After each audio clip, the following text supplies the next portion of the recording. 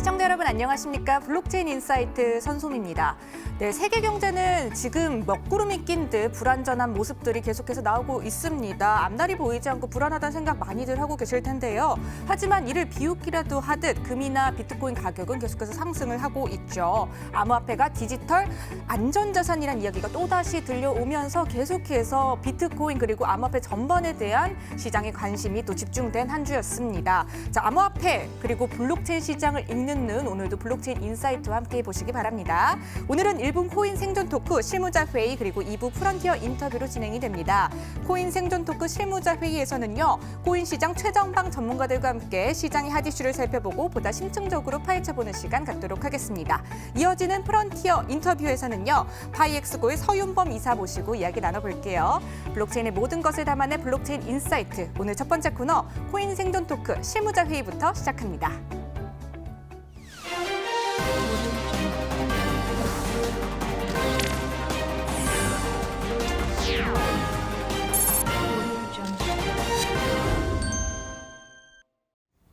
블록체인계의 지극히 개인적이고 편파적인 방송, 업계의 내밀한 속내를 시원하게 파헤쳐드리는 사심 토크 시간입니다. 코인 생존 토크 실무자 회의인데요. 오늘도 치열한 코인판 선봉에서 열일하고 계신 세 분 모셨습니다. 비트소닉의 최선준 부대표, 플레타의 박승호 대표, 파이엑스고 김기석 한국 매니저 모시고 이야기 나눠보도록 하겠습니다. 세 분 안녕하세요.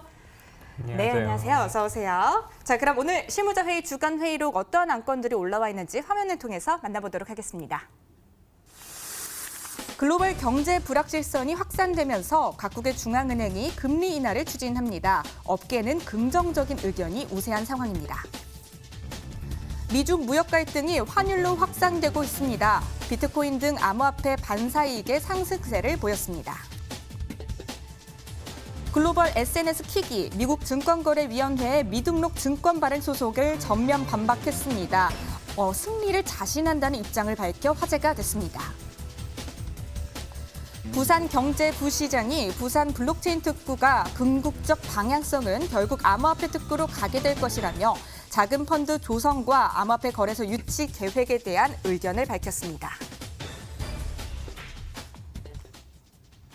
네, 오늘도 역시나 흥미로운 안건들이 공개가 됐습니다. 세 분께서는 어떤 이슈에 가장 눈길이 가시는지 궁금하네요. 네 가지 이슈 중에서 어떤 이슈에 눈길이 가시는지 먼저 최선준 부대표님께 질문 드리도록 하겠습니다. 네 가지 이슈 공개됐어요. 어떤 이슈 가장 눈여겨보셨나요? 네, 저는 아무래도 이 첫 번째 중앙은행 금리 인하 비트코인 기대감 올라간다는 부분이 가장 눈길이 가고요. 네. 사실 두 번째 안건도 거의 같은 얘기인 것 같습니다. 실제로 글로벌 거시경제의 변화가 이 비트코인에 어떤 영향을 미치는지에 대해서 같이 논의해보면 좋을 것 같습니다. 네, 첫 번째와 두 번째 이슈가 아무래도 연관이 있기 때문에 이 두 이슈에 가장 눈길이 간다고 이야기해 주셨고요. 자, 다음으로는 박승호 대표님께 질문 드릴게요. 어떤 이슈 눈길이 가셨나요?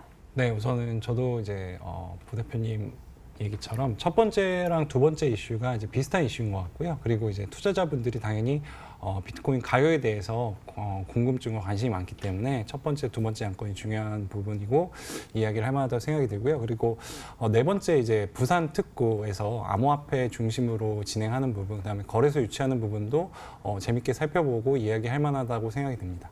네, 거의 첫 번째, 두 번째, 네 번째 모든 이슈에 눈길이 가신다고 얘기를 해주신 것 같아요. 아무래도 첫 번째, 두 번째 이슈가 연관이 있고 특히 비트코인 가격이 상승하다 보니까 이 점 특히나 더 이야기하고 싶으신 것 같습니다. 자, 마지막으로 김기석 매니저님께도 질문 드릴게요. 어떤 이슈 가장 눈여겨보셨어요? 네, 앞서 말씀하신 대로 첫 번째랑 두 번째는 저도 역시 한 주제라고 생각하기 때문에 하나로 묶어서 생각을 해보겠고요. 방금 전에 박성 대표님처럼 네 번째 부산 블록체인 특구에 좀 관심이 있습니다. 특히나 저도 이제 거래소 함께 하면서 암호화폐 거래소를 또 만들겠다고 네. 하니까 약간 관심이 가는 것 같습니다. 네, 세 분께서 비슷한 의견 주셨습니다. 그래서 한번 골라보도록 하겠습니다. 오늘의 주제입니다. 오늘 세 분께서 픽해 주신 안건은요. 미중 환율 전쟁 속 활짝 핀 암호화폐란 주제로 코인 생존 토크 실무적 회의를 시작해 보도록 하겠습니다. 네, 미중 환율 전쟁이 뜨거웠던 한 주였던 것 같습니다. 그런데 이게 왜 또 이슈가 됐냐면요. 환율 전쟁으로 해서 세계적인 증시는 계속해서 폭락을 했는데 비트코인은 급등을 했단 말이죠. 그래서 안전자산화 되는 것이 아니냐 하는 의견들이 계속해서 나왔습니다. 일단 최선준 부대표님께 질문을 드리고 싶은 것은 이 경기와 세계적인 글로벌 경기 불안과 또 암호화폐 시세는 어떤 연관이 있기 때문에 같이 거론이 되는 것일까요? 네, 일단 안전자산이라고 평가하기에는 아직은 비트코인의 그 성격이나 네. 규모라든가 이런 것들이 안전자산을 평가하기엔 좀 무리가 있다는 생각이 들고요. 대신에 대체자산으로는 확실히 인정을 받고 있는 모습을 보이고 있습니다.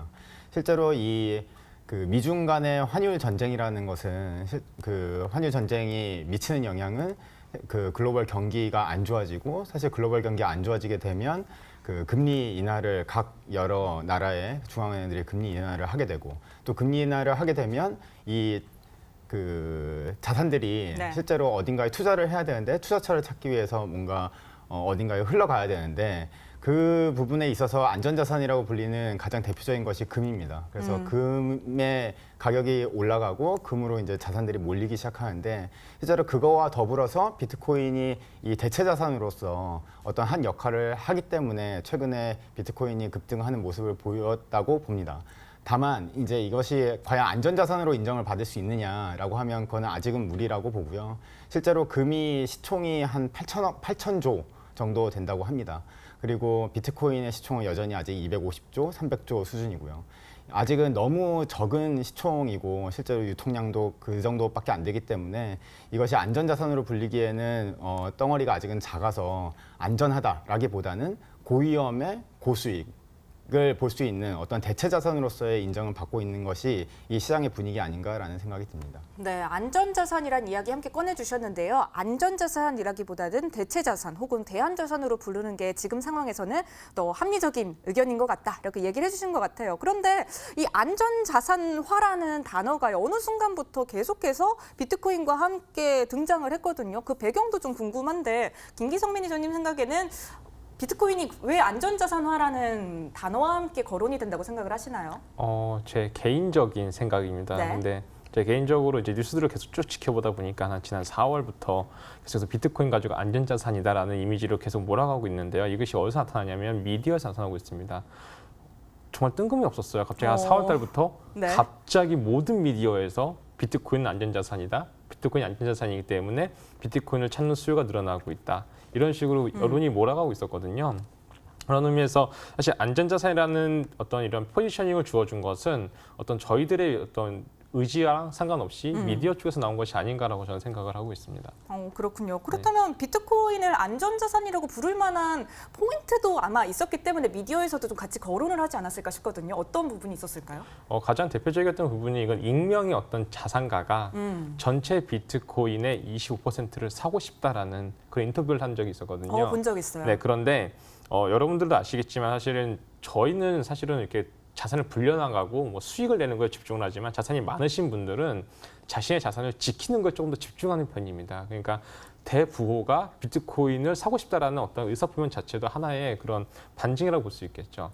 안전한 자산인 것처럼 보여주는 것이죠. 네.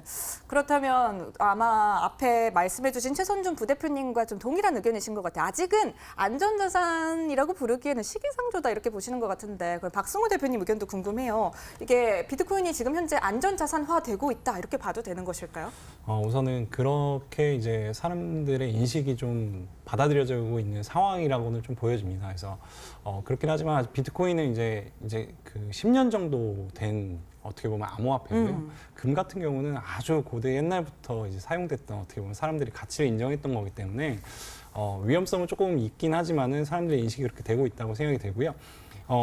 하지만 이게 예전처럼 뭐 화폐로서의 기능은 좀 떨어지고 있다라는 생각이 드는 부분이 있고요.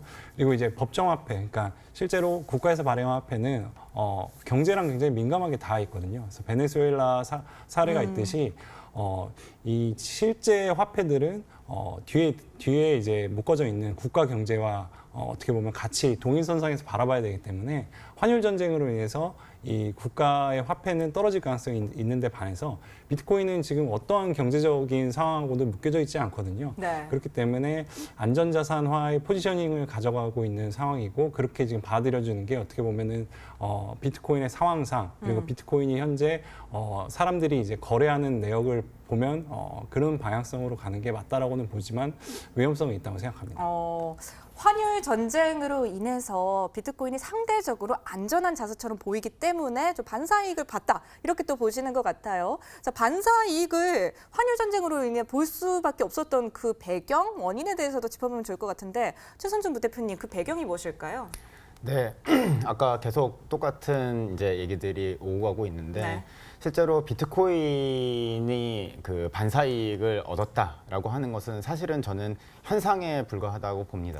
실제로 비트코인은 계속 그 지난 몇 달간 계속 상승하는 추세를 보였고 실제로 여기에 불을 붙이는 것이 이 미중 간의 어떤 환율 전쟁이 될 수는 있지만 그거에 의해서 반사이익을 얻었기 때문에 실제로 앞으로도 이런 뭐 미중 간의 환율 전쟁이 일어나면 비트코인은 오르고 실제로 만약에 경기가 안정화되면 비트코인은 다시 안정화되면서 가격이 내려가거나 아니면 횡보를 걷거나 사실 이렇게 그 연관관계를 찾기는 좀 어렵다고 보고요.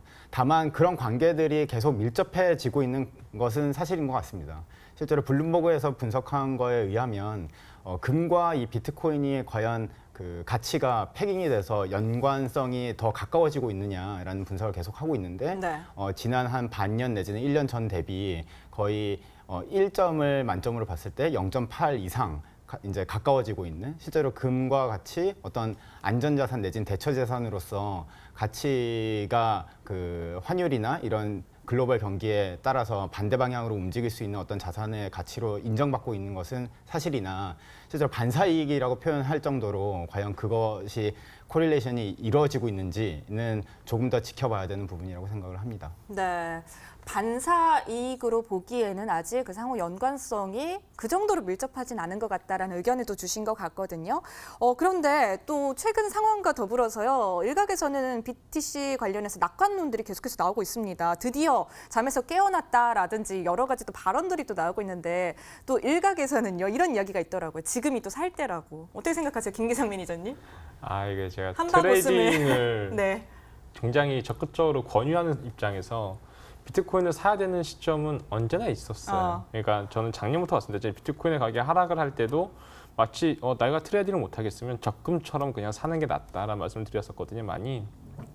비트코인은 오늘도 그렇고 내일도 그렇고 한 달 뒤에도 그렇고 사야 될 때는 맞습니다. 라고 저는 생각해요. 네. 하지만 지금 상황에서 굳이 또 이어서 생각하기엔 약간은 억측이다 이렇게 보시는 걸까요? 그렇다기보다도 12,500달러를 돌파를 했을 시에는 상승이 더 갈 거라고 생각을 하고 있긴 있어요. 하지만 거기를 지금 저항받는 구간이거든요. 그래서 한 번의 움직임은 더 살펴보시고 들어가시는 게 맞다고 생각을 하고 있습니다. 네. 조금 더 안정적인 의견을 또 취해 주신 것 같다는 생각이 들어요. 그럼 박승우 대표님 의견도 궁금한데요. BTC가 지금 환율 전쟁의 반사이익을 보면서 앞으로도 계속 오를 거라 이렇게 예상을 해도 되는 것일까요? 우선은 제가 이제 들었던 어떻게 보면 하나의 이제 찌라시 정보일 수도 있는데 네.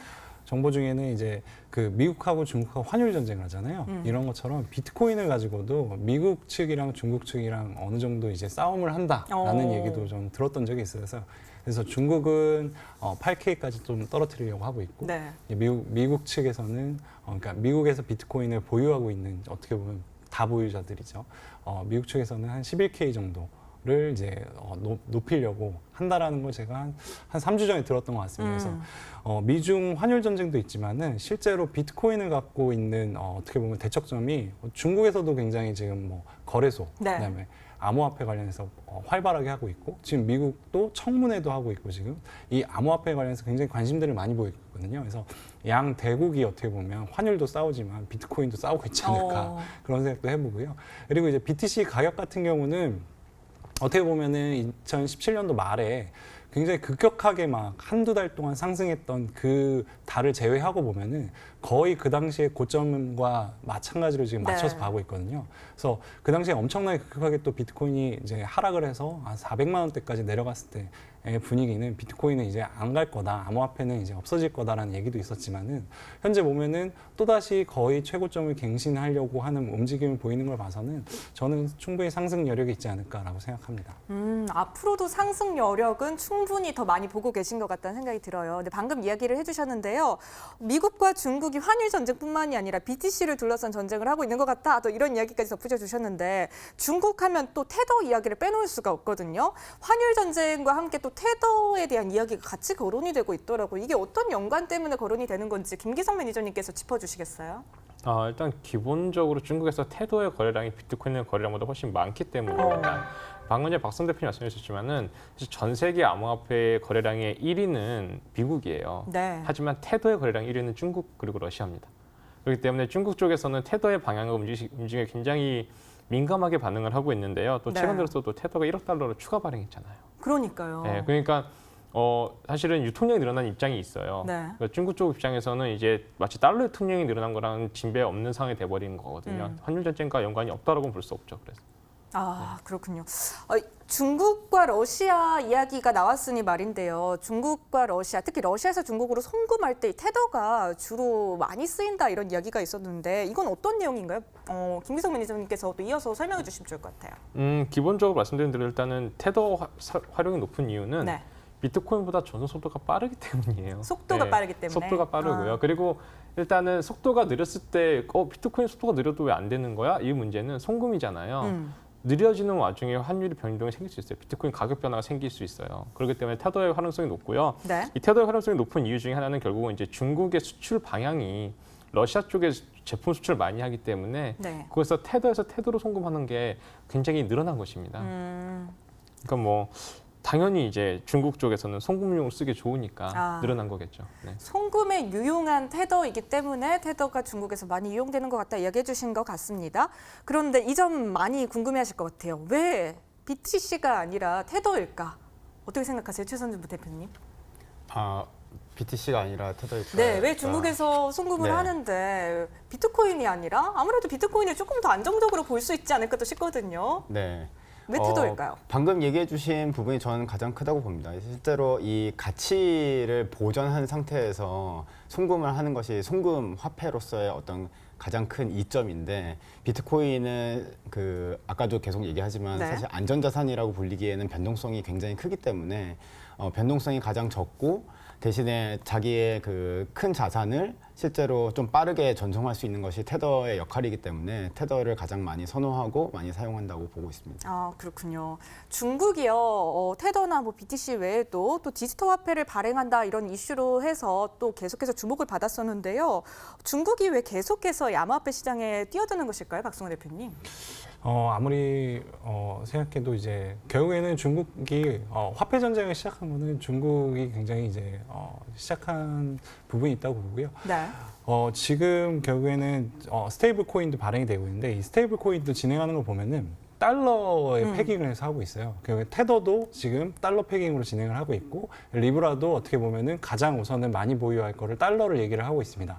그렇기 때문에 이대로 지속되면은 암호화폐 쪽에서도 가장 중심은 결국엔 달러 중심으로 좀 흘러가게 될 수밖에 없거든요. 네. 그렇다면 지금 암호화폐가 아닌 실제 화폐도 화폐 전쟁을 시작하고 있는데 그렇다면 암호화폐도 전쟁을 해야죠. 네. 안 할 수는 없죠. 그렇다면 지금 암호화폐를 중국이 이제 발행해서 이끌어가지 않으면 결국에는 달러 중심의 암호화폐 생태계가 생겨날 가능성이 너무 높기 때문에 지금부터라도 움직여야 된다고 생각하는 것 같습니다. 자, 그렇다면 이쯤에서 궁금해지는 게 미국은 현재 어떤 생각을 하고 있을까요? 중국에서 이렇게 테더를 이용해서 활발한 암호화폐 또 그리고 디지털 화폐도 발행을 하고 여러 가지 움직임들이 나오고 있는데 미국 입장은 어떨지 궁금한데 김기성 매니저님 어떻게 생각하세요? 이거 제 음모론에 나와야 되는 건가요? 음모론이 있나요?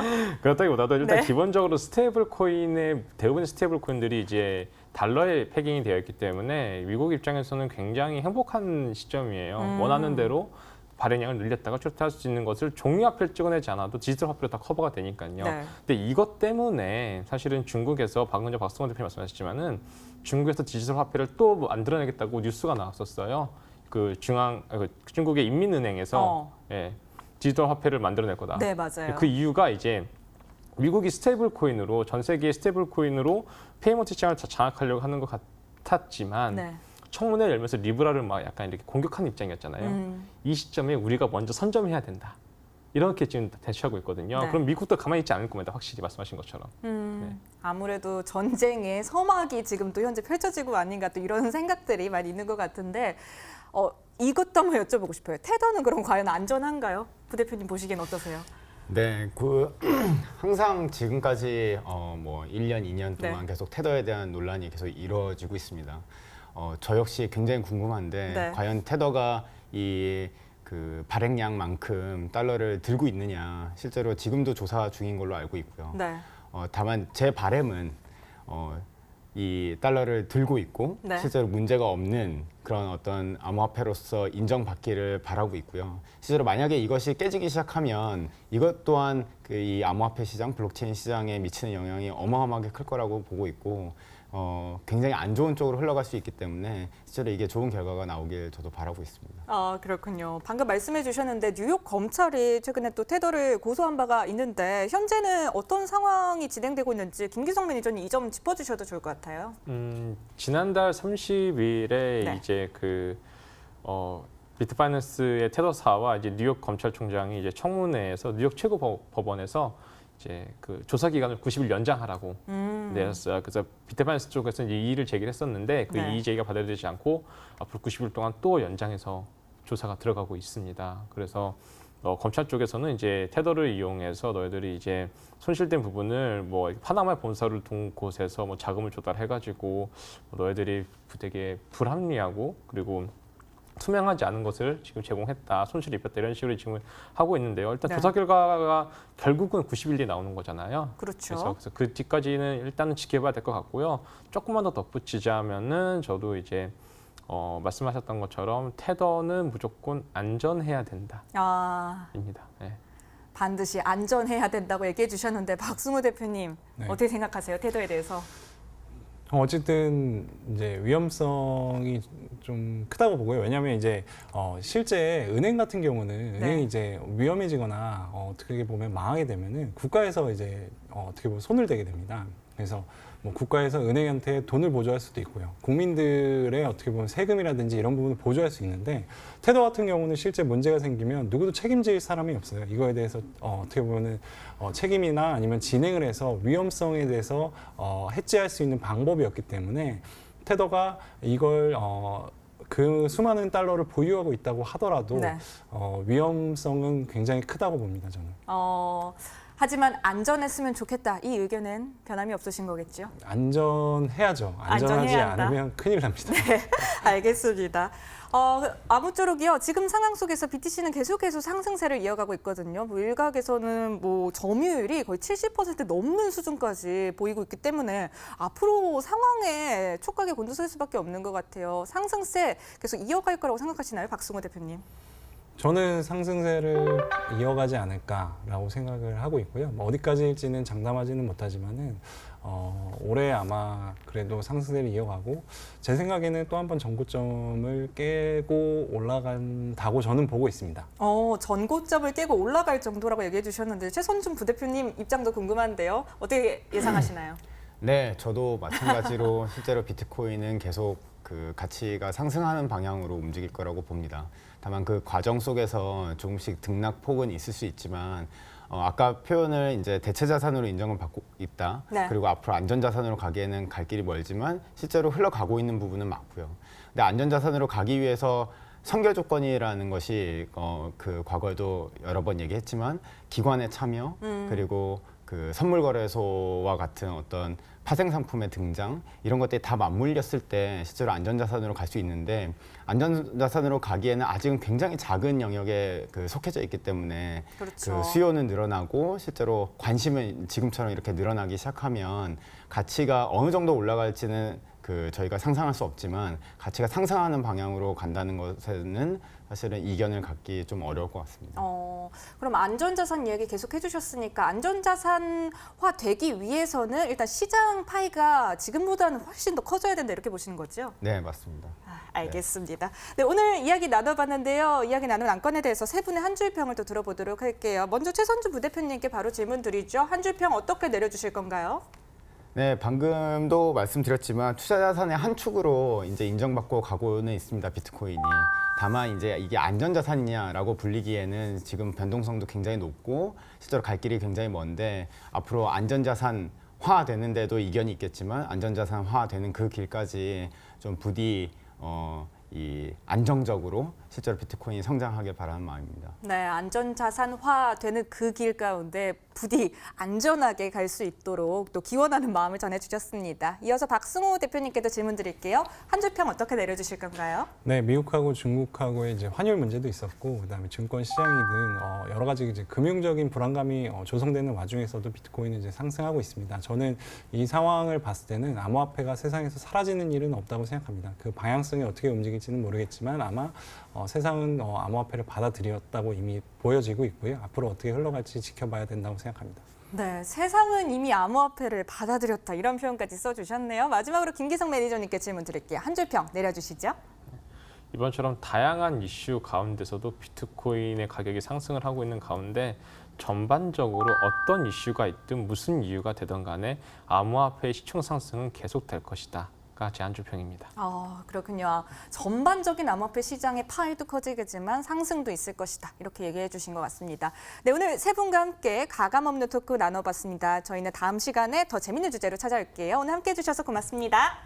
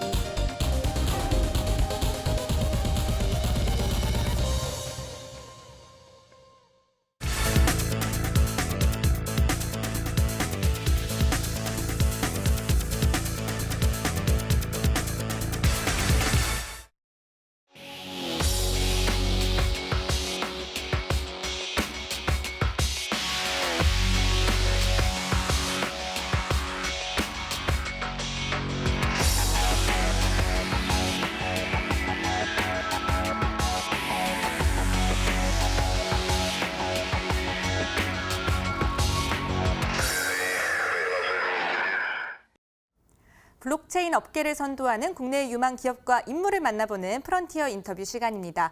오늘은요, 싱가포르에 거점을 두고 있는 암호화폐 거래소인데요. 파이엑스고의 서윤범 이사 모시고 이야기 나눠보도록 하겠습니다. 이사님 안녕하세요. 안녕하세요. 네, 반갑습니다. 먼저 시청자 여러분들께 간략한 소개 말씀 부탁드릴게요. 네, 안녕하세요. 저는 파엑스고에서 해외 사업을 주로 담당하고 있는 서윤범이라고 합니다. 이제 저희는 이제 싱가포르에 베이스하고 있고요.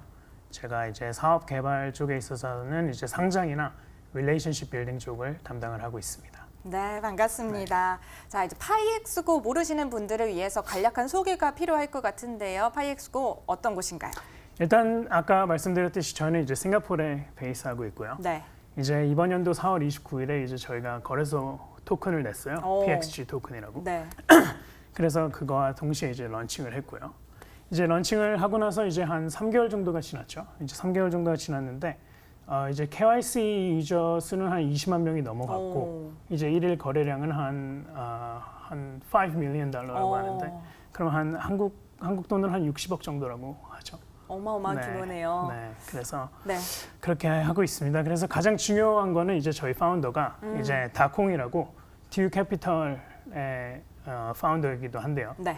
이제 그분께서는 이제 좀 지금도 이제 개인으로는 이제 아이오타 프로젝트의 가장 최대 주주자이신데 이제 그분께서 이제 중국에서 되게 유명하게 된 계기가 네. 이제 그 아이오타 프로젝트에 투자를 해서 3년 정도를 기다리신 다음에 리턴이 한 4만 배 정도. 오. 네. 그래서 그걸 계기로 이제 되게 유명해지셨죠, 중국에서. 그러니까 어떻게 보면은 이 암호화폐 시장이라는 게 이게 짧게 들어갔다가 짧게 나오는 분들이 되게 많으신데 네. 되게 오랫동안 들고 계셔서 어떻게 보면 밸류 인베스터로 되게 유명하신 분이에요. 오. 네, 그래서 그걸 계기로 이제 이분이 거래소도 함께 시작을 하신다고 하셔서 네. 네, 그래서 이제 장기 투자자의 철학에 맞춰서 이제 저희도 같이 좀 장기적으로 좀 발전해 나가는 거래소가 되기 위해서 노력하고 있습니다. 그렇군요. 네. 파트너십까지 함께 곁들여서 설명을 해주신 것 같습니다. 싱가포르에 법인을 두고 있는 블록체인 기업들이 상당히 많은 게 요즘입니다. 초기부터 싱가포르가요 블록체인계의 성지다 뭐 이렇게 평가를 받을 정도로 많이 주목을 받았었는데 파이엑스고 역시 싱가포르를 선택했습니다. 그 이유가 무엇인지 싱가포르의 매력은 무엇인지가 궁금하고요. 또 현재 싱가포르 블록체인 산업 분위기는 또 어떤가요?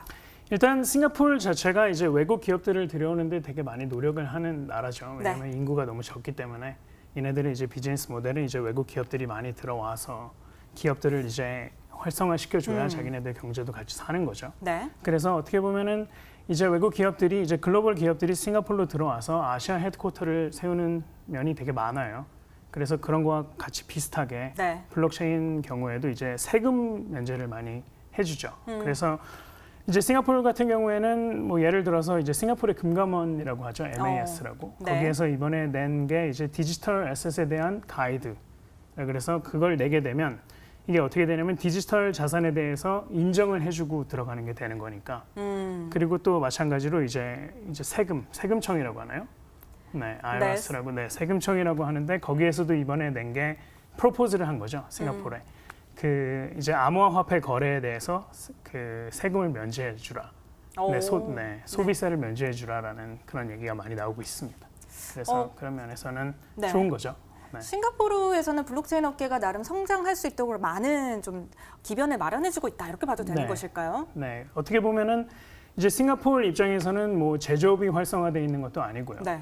그렇기 때문에 얘네들이 돈을 벌 수 있는 기회는 어떻게 보면 앞으로 좀 전망이 있는 사업들이 많이 활성화가 돼서 그런 것들이 이제 활성화가 됐을 때 이제 어떻게 보면은 나라로서도 좋은 거니까. 그렇죠. 그래서 여기서 정부에서 밀고 있다는 거는 어떻게 보면은 앞으로 좀 활성화가 될 거라는 사업이라는 거죠. 그래서 이번에 이제 그 싱가포르 정부에서 하고 있는 그 엑셀러레이터가 있는데요. 네. 트라이브 엑셀러레이터라고. 그래서 거기에 같은 경우에는 이제 뭐 예를 들어서 핀텍이라든지 뭐 서플라이 체인이라든지 에너지라든지 그런 쪽을 하는 이제 프로젝트들을 자기들이 이제 뭐 파일럿 프로젝트라 그래서 네. 한 10개 정도 지금 백킹을 하고 있습니다. 오. 그래서 이제 정부 차원에서 지원을 해주는 거기 때문에 네. 어떻게 보면은 이제 나라에서 이제 암호화폐 시장을 밀어주고 있는 거죠. 그래서 저희 쪽에서는 아주 좋은 네, 소식이라고 생각하고 있습니다. 네, 안전하게 블록체인 업계가 성장할 수 있는 기반이 마련되어 있는 싱가포르인 것 같습니다. 자, 이제는 선봄 이사님에 대한 질문을 좀 드려보도록 할게요. 어떤 일을 하셨었는지가 궁금하고 암호화폐 시장으로 진출하게 된 계기가 듣고 싶은데 파이엑스고 어떻게 하다가 함께 일을 하게 되셨을까요? 네, 저는 원래 이제 금융 쪽에 있었는데요. 아. 이제 벌써 런던에서 투자 컨설팅을 해서 이제 들어와서 네. 이제 제가 이제 싱가포르로 옮겨서 이제 Institutional Shareholder Services라고 예전에 엘리엇 사태로 유명해진 ISS라는 회사인데요.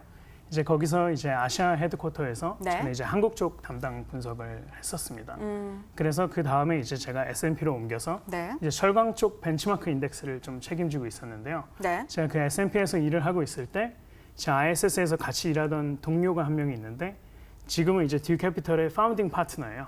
그래서 얘가 거기서 일하는 그 파트너가 저한테 와서 지금 이제 거래소 프로젝트를 하나 하려고 하는데 이거를 좀 좋은 사람들을 모아서 일을 같이 하고 싶은데 너랑 함께 하고 싶다. 네. 그래서 어떻게 보면 ISS라는 회사는 소액주주들이 좀 이 주식 시장에서 자기들의 권리를 좀 찾을 수 있는 그런 쪽을 위해서 많이 노력을 했었거든요. 네. 그래서 어떻게 보면 암호화폐 시장이라는 것도 약간 비슷하게 어떻게 보면 그 중앙화돼 있는 이런 모든 화폐 시장에서 네. 개개인이 자신의 자산에 대한 책임을 좀 질 수 있는 어떻게 보면 권리를 좀 가질 수 있는 그런 것들이 좋아서 오게 되었습니다. 그래서 선택하신 게 네. 파이엑스고인가요? 네, 어떻게 보면은 밸류가 맞죠. 네. 다콩이 뭐 파운더의 밸류랑도 어떻게 보면은 이 가치 투자를 하시는 분이니까 네. 어떻게 보면은 그런 것도 너무 좋아서 왔습니다. 네, 그 가치에 공감을 하셔서 함께 하게 되셨다고 이야기를 해주셨는데요. 파이엑스고에 대한 여러 가지 설명들이 있는데 그중에서 좀 인상적이었던 게 디지털 자산을 위한 글로벌 종합금융 플랫폼이라는 소개가 있더라고요. 어떤 서비스들이 있는지 소개해 주셔도 좋을 것 같습니다. 네, 뭐 모든 거래소들이 비슷하겠죠. 네. 그래서 런칭이 된 지 지금 3개월밖에 안 됐기 때문에 어떻게 보면은 저희 쪽에서는 이제 유저들이 좀 더 쉽게 트레이딩을 할 수 있도록 어떻게 보면 탑 20 토큰들을 어서 빨리 상장을 하는 게 일단 첫 번째 목표고요. 네. 이제 그 다음에는 이제 저희가 좀 장기적으로 목표를 가지고 하는 게 이제 바이낸스의 런치패드 같은 개념이죠. 이제 네. 저희 쪽에서도 런치패드를 냈는데 이제 이름을 로켓고입니다. 네, 라켓고. 그래서, 그래서 로켓고에서 하는 이제 프로젝트가 IXO라는 프로젝트가 있습니다. 네. 그래서 이제 IXO라는 프로젝트를 통해서 이제 유저들이 어떻게 보면 저희 런치패드에 같이 참여를 할 수 있고요. 그리고 어떻게 보면 거래소 토큰을 좀 스테이킹을 해서 리턴을 받을 수 있는 PXG Vault 프로그램이라는 네. 것도 있고, 그리고 마무리 단계에 있는 서비스로는 이제 저희가 조만간 출시를 할 텐데요. 네, 이제 스테이킹 서비스를 낼 예정입니다. 지금 화면에 제시되고 있는 이 5가지가 제공하는 서비스의 주축이 맞을까요? 네, 맞습니다. 네. OTC 같은 경우에는 제가 얘기를 안 했네요. 네. 알겠습니다. 방금도 함께 강조를 해주셨는데요. IXO에 관련된 이야기 안 여쭤볼 수가 없을 것 같아요. 네. 토큰 상장과 관련해서 IXO라는 것을 진행을 하게 됐는데 이게 궁금한 게 IEO를 선택하지 않으신 이유도 있지 않을까 싶더라고요. 이게 기존의 IO랑은 조금 다른 개념인데요. 어떻게 보면은 기존의 IO 같은 경우에는 거래소 토큰을 가지고 프로젝트가 펀드레이징을 진행을 했었잖아요. 네. 근데 IXO 같은 경우에는 이제 퍼블릭 체인 위에 있는 프로젝트의 펀드레이징을 그 퍼블릭 체인의 토큰을 가지고 합니다. 그게 어떻게 되냐면 이제 저희는 어떻게 보면은 장기적으로 함께 커가자는 목표로 네. 거래소가 만들어졌기 때문에 퍼블릭 체인 토큰으로 펀드레이징을 시작하게 되면 이제 사람들이 펀드레이징 토큰도 필요하고 어느 정도의 거래소 토큰도 스테이킹을 해야 되고 그래서 나중에 그 IXO 기간이 지난 경우에는 퍼블릭 체인 토큰이 이제 프로젝트 토큰으로 바뀌어서 네. 펀드레이징이 되는 그런 구조인데요.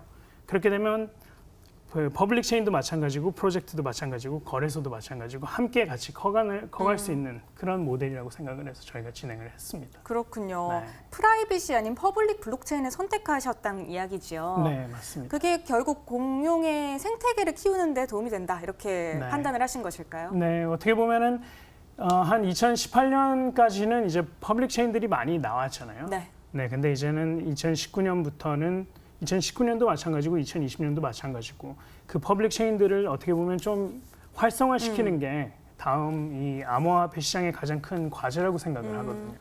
그래서 그런 면에서는 저희가 그런 쪽으로 공헌을 할 수 있고 그러면 또 그러면서 유저들도 같이 돈을 벌 수 있는 네. 그런 모델이었으면 좋겠습니다. 네. 자, 그렇다면 이 IXO를 곁들여서 진행을 하신 게 파이엑스고가 처음인지도 궁금하고 네. 또 지금까지 진행된 IXO 모델은 어떤 것들이 있는지 이것도 같이 곁들여서 설명해 주시면 좋을 것 같아요. 네, 그 IXO 같은 경우는 이제 그 X라는 개념이 이제 뭐 프로젝트와 퍼블릭 체인과 투자자들과 거래소를 이렇게 크로스 체인으로 같이 모아준다라는 연결을 해준다는 의미로 만들어졌는데요. 근데 어떻게 보면 저희 파이엑스고랑 또 맞죠, 이름이. 그래서 그런 면에서 되게 좋은 것 같습니다. 사람들의 인식에 들어가는 데 있어서. 그래서 지금까지 3개가 진행이 됐었는데요. 네.